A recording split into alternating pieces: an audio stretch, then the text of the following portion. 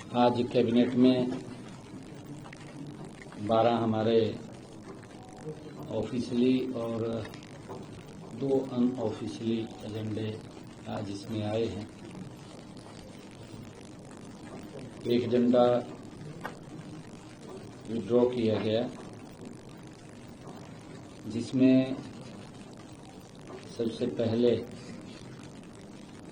जो 1984 के सिख दंगों में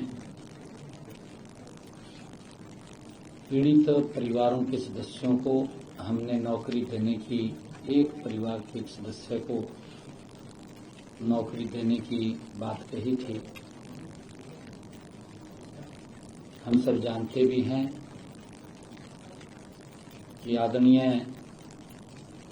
नरेंद्र मोदी जी के नेतृत्व में हमारी सरकार ने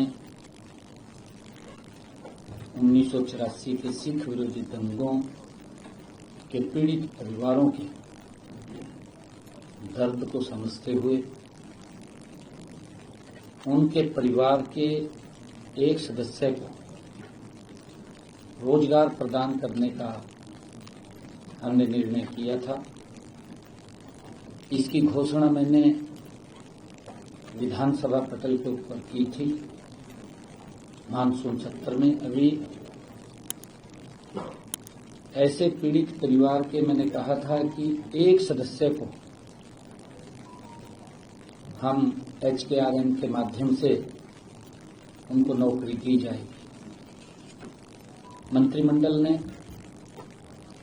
ये निर्णय किया है कि उस समय जो हरियाणा के निवासी थे, जिनकी मृत्यु दंगों के दौरान चाहे वो हरियाणा से बाहर भी हुई है, आज ये निर्णय किया गया कि चाहे 1984 के दंगों में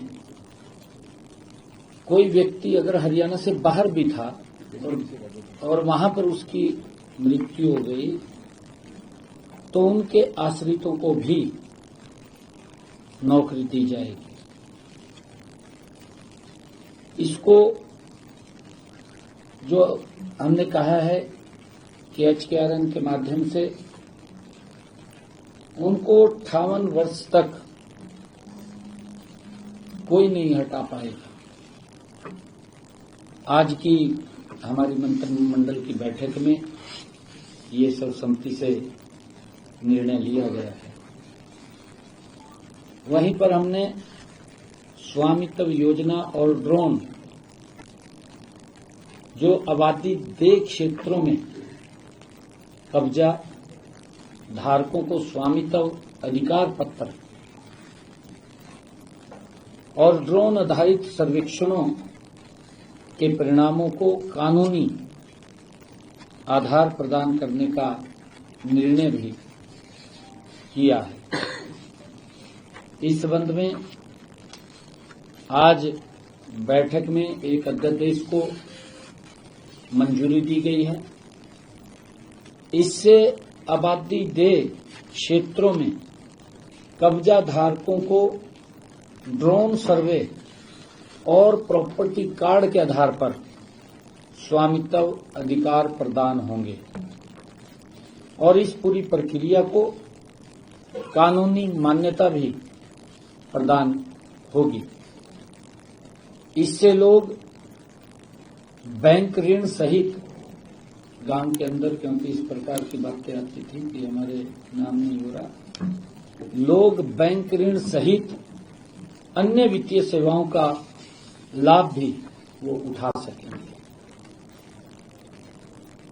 आज की कैबिनेट की बैठक में जो टीचर्स ट्रांसफर पॉलिसी 2025 को भी मंजूरी दी गई है, जिसके तहत पॉलिसी का सरलीकरण भी किया गया है।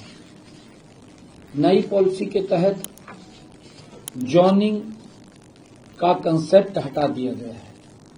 पहले जॉन थे, वो जॉन का कंसेप्ट वो हटा दिया गया है, जिससे शिक्षक सीधे ही कोई भी स्कूल चुन सकते हैं। और हमने आज की बैठक में हरियाणा मूल के जो युद्ध में जान गंवाने वाले शहीद सैनिकों के आश्रितों को अनुकंपा के आधार पर नियुक्ति के लिए हरियाणा सरकार की नीति में छूट प्रदान की गई है। जो निर्धारित 3 साल की अवधि के भीतर आवेदन नहीं कर सके, क्योंकि 3 साल तक आवेदन करना होता है, परंतु अगर वो 3 साल तक इस प्रकार के जो शहीद सैनिकों के आश्रित हैं अप्लाई नहीं कर पाए, उनको इसमें छूट दी गई है। तो कर पाएंगे, हाँ कर पाएंगे। इस फैसले से आज 2 आश्रितों को अनुकंपा के आधार पर नियुक्ति की मंजूरी दी गई है। समीर, एक तो श्री समीर है, सन ऑफ श्री सिपाही सतीश कुमार, जो रक्षा सेना जिसकी 28 दिसंबर 2001 को ऑपरेशन पराक्रम में कार्रवाई के दौरान मृत्यु हो गई थी। दूसरे हैं जगवीर तक्षक, पुत्र सिपाही जगदीश, ये भी सेना में जिनकी 26 जुलाई 2000 को ऑपरेशन रक्षक जम्मू कश्मीर में कार्रवाई के दौरान मृत्यु हो गई थी। इससे पहले भी हमारी सरकार ने 26 जून 2025 को मंत्रिमंडल की बैठक में शहीद सैनिकों के